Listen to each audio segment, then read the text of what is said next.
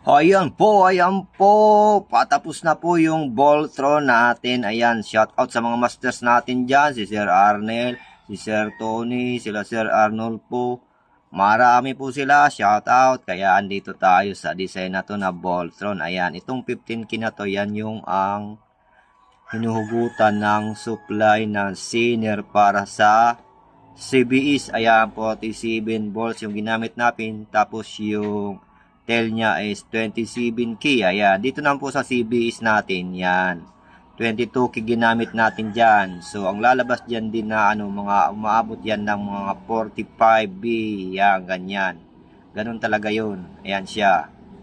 Ayan. Tsaka dito naman sa biasing medyo mababa yan kasi nasa 80 EC tayo niyan. Ayan. Pero tested na po yan. Ayan. Tested niya sa dati kong design. Ngayon pinago ko lang. Ayan. At dito